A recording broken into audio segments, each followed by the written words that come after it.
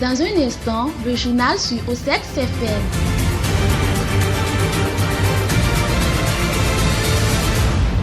OSEX FM, l'information en temps réel.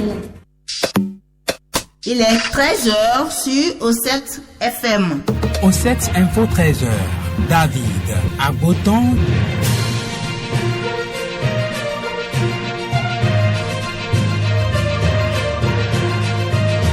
Mesdames, Mesdemoiselles et Messieurs, bonjour. Nous sommes mercredi 6 mars 2024. Le journal, chez vous, les titres.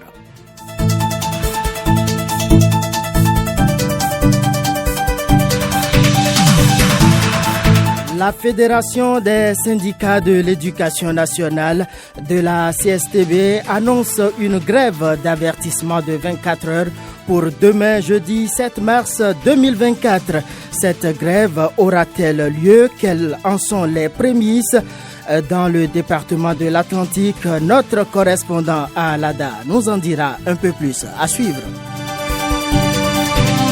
La question de la sécurité est une priorité pour le gouvernement. Dans ce cadre, le ministre d'État chargé du développement et de la coordination de l'action gouvernementale a présidé une rencontre avec une délégation des Nations Unies. C'était hier, mardi 5 mars 2024. La délégation de la douane nigérienne en visite au Bénin s'est rendue hier mardi sur le terminal d'exportation du pétrole à Sémé. Objectif, constater les installations d'exportation et les procédures de vérification des contenus du liquide à exporter. Hors de nos frontières au Burkina Faso, l'État admet détenir Maître Guy Hervé Kam, soupçonné d'atteinte à la sûreté de l'État. Selon ses avocats, cette accusation reste à être soutenue. Pendant ce temps, Koffi Olomide, artiste-chanteur, se jette dans l'arène politique.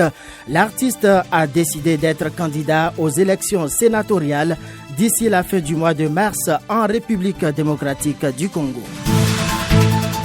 Et puis, bien entendu, en sport, le Bénin se prépare pour les 13e Jeux africains qui se déroulent au Ghana du 8 au 24 mars 2024. La liste des joueurs U20 est déjà rendue publique. Gilbert Poton assure la diffusion de cette édition. Roland Ezin, lui, il est à la partie technique. En studio, Irène Doche et David Agoton. Mesdames et messieurs, merci de rester fidèles. Le détail de tout ceci, juste après.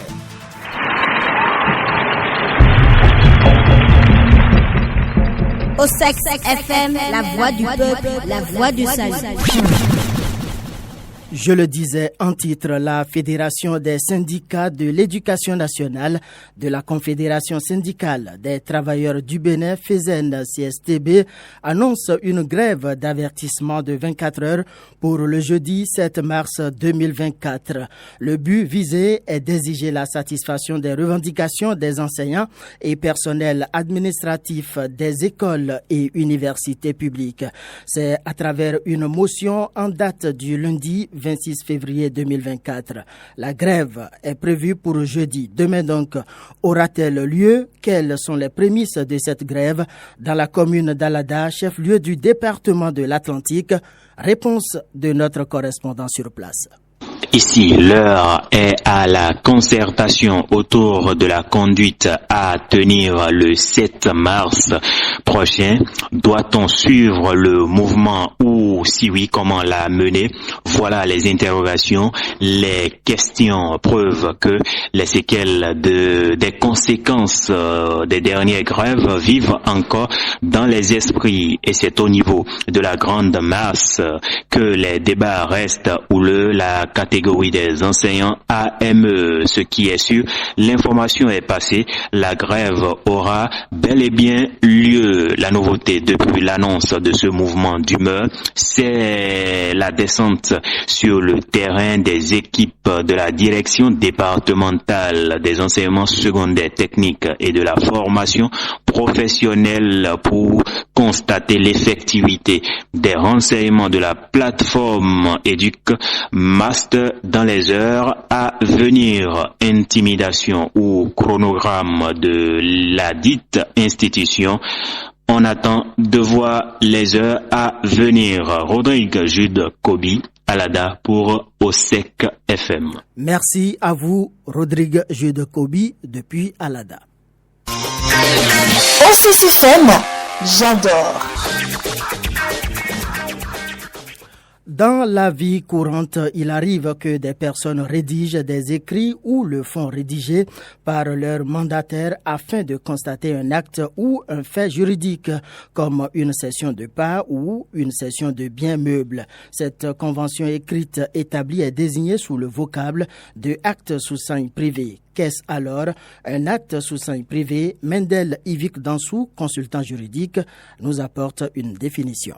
On peut définir l'acte sous seing privé comme un acte généralement instrumentaire rédigé par une ou plusieurs personnes, sinon un ou plusieurs particuliers et comportant la signature de ceux-ci. Donc, c'est un acte écrit, rédigé, conclu et signé par les personnes eux-mêmes sans l'intervention d'un officier public. C'est un acte de volonté auquel la loi attache des conséquences juridiques selon le consultant. C'est une manifestation de volonté destinée à produire des effets de droit. C'est-à-dire que c'est un acte que nous faisons auquel la loi attache des conséquences juridiques. Dans quel cas peut-on produire un acte sous seing privé? Mendel Ivik Dansou, consultant juridique, explique. L'acte sous seing privé n'exige pas un formalisme particulier pour sa rédaction. Les actes sous seing privés peuvent constituer des éléments de preuve. Pour ne pas dire que ce sont des éléments de preuve, ce sont des preuves. Lorsque, en cas de conflit, il y a conflit entre deux personnes ou les parties, l'une ou l'autre des parties peut s'en prévaloir pour prouver ses allégations. L'acte sous seing privé recouvre alors des éléments de preuve, un avantage selon le consultant juridique.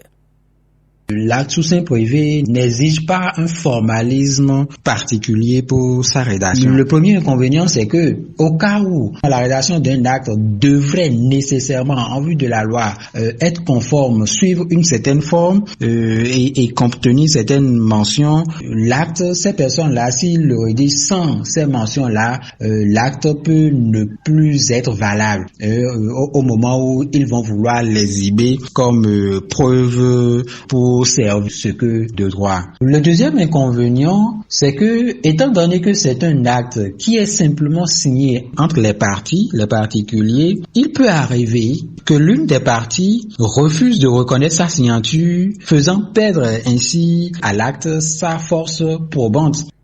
À l'instant, Mendel Ivik Dansou, consultant juridique, à propos de l'acte sous seing privé, ses avantages et ses inconvénients.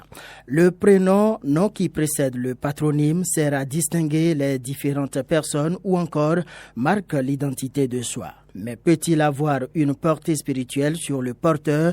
Cet élément que nous propose Irène Doche nous en dit un peu plus.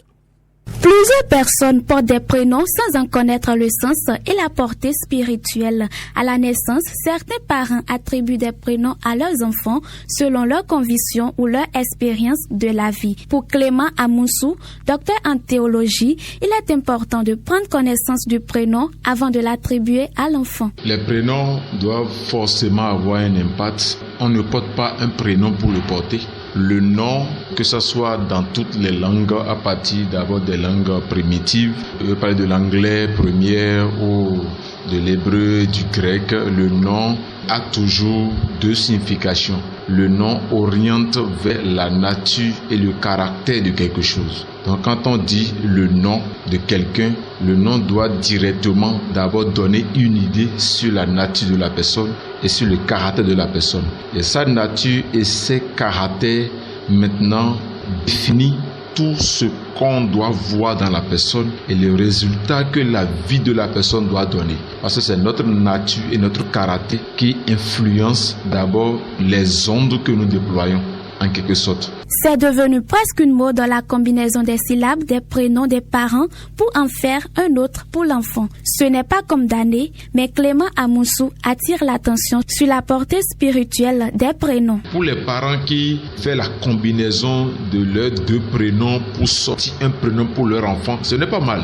Mais il est très important d'être sûr que le prénom qui est sorti a une signification. Et quand on pèse son poids, l'impact spirituel est bon et ça peut donner une bonne nature à l'enfant, un bon caractère à l'enfant. Car le prénom peut changer facilement la destinée de quelqu'un. Même si par inadvertance, les parents attribuaient un mauvais prénom à l'enfant, à son âge adulte, s'il développe une étroite relation avec Dieu, il pourra faire des exploits malgré son prénom.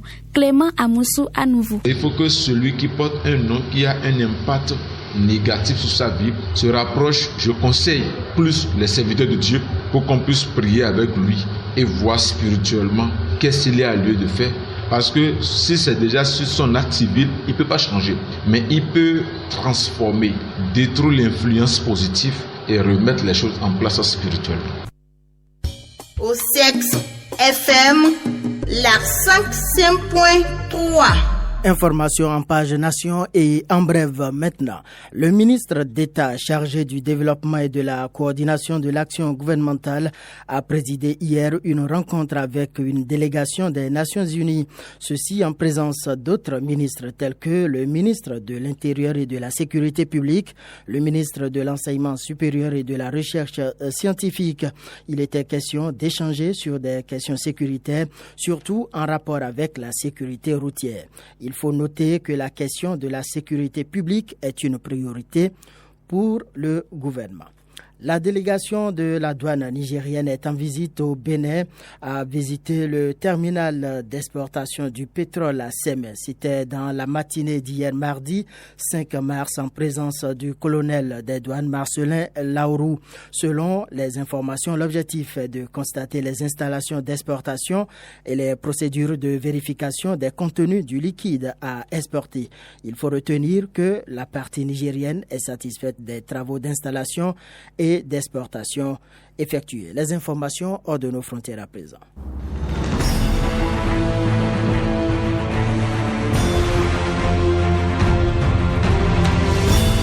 Les informations hors de nos frontières, c'est avec vous, Irène Doché. Rebonjour. Bonjour David Agboton. Au Burkina Faso, l'État admet détenir Maître Guy Hervé Kam, soupçonné d'atteinte à la sûreté de l'État. À Ouagadougou, 6 semaines après l'arrestation de Guy Hervé Kam, l'État burkinabé l'admet officiellement détenir. Lors d'une séance qui a eu lieu hier au tribunal de la capitale, un agent judiciaire de l'État a admis que Guy Hervé Kam était mis en cause dans une affaire d'atteinte à la sûreté de l'État. Selon les avocats de Maître Kam, cette accusation reste à être étayée puisqu'en dépit des affirmations de l'agent judiciaire, aucun des tribunaux de grande instance n'est au courant d'une procédure pénale pour de telles accusations. Nous l'annoncions en titre en République démocratique du Congo. Kofi Olomide se lance dans la politique. Le célèbre artiste Kofi Olomide est candidat pour les élections sénatoriales de fin mars en République démocratique du Congo. La campagne électorale aura lieu du 27 au 29 mars prochain, selon le calendrier de la Commission électorale nationale indépendante. La notoriété nationale de Kofi Olomide pourrait constituer un atout majeur pour lui dans la bataille au niveau de la circonscription. Il faut noter que Kofi Olomide deviendrait le premier sénateur issu du monde de la musique en RDC s'il arrive à obtenir la confiance des électeurs pour se faire élire. L'Union européenne présente un plan pour reconstruire son industrie de défense. Tout à fait. La Commission européenne a présenté hier mardi 5 mars un plan de réindustrialisation. Ce plan est destiné à éviter la situation qui s'est produite dans les années 2022-2023. Pour la Commission, les Européens doivent être en mesure d'acquérir la moitié des armements nécessaires auprès de leur propre industrie d'ici 2030. Ceci avec un programme industriel complet à long terme. Merci à vous, Irène Doché. La dernière ligne droite de cette édition, c'est le sport.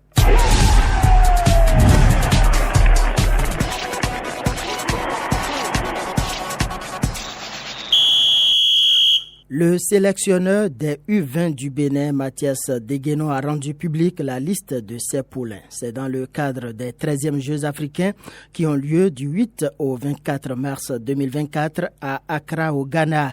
Dès demain jeudi 7 mars, la délégation des footballeurs béninois va quitter Cotonou. Au total, 20 joueurs sont retenus conformément au règlement de la compétition. Il faut rappeler que le Bénin est placé dans le groupe A lors du tirage au sort pour cette 13e Jeux africains de football aux côtés du Ghana, de la Gambie et bien entendu du Congo. Mesdames et messieurs, c'est sur cette information sportive que nous mettons un terme à cette édition. Mais pour vous qui nous avez suivis, voici le rappel des titres.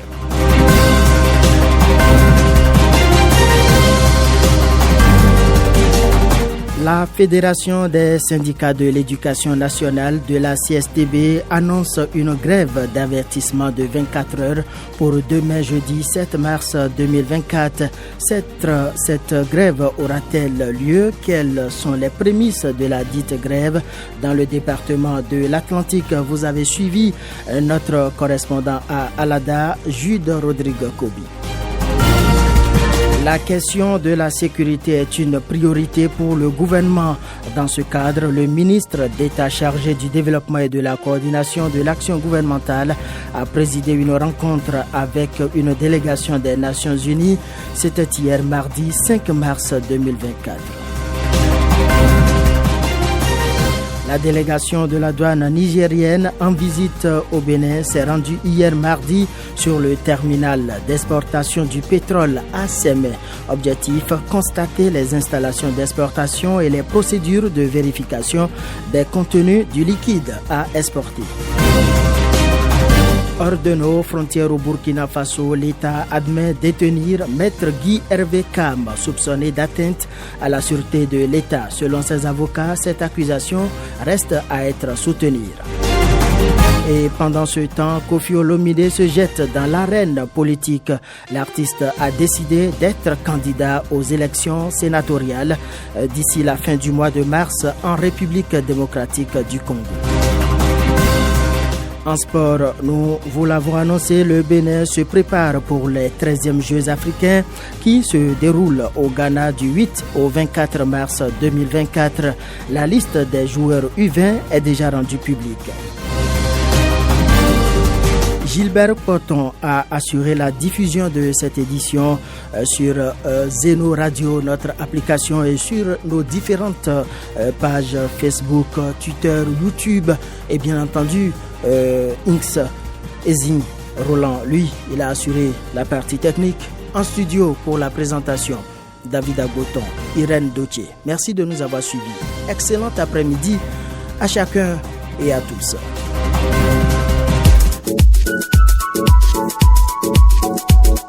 Une seule fréquence pour ton bonheur. Au Sex FM, la 105.3.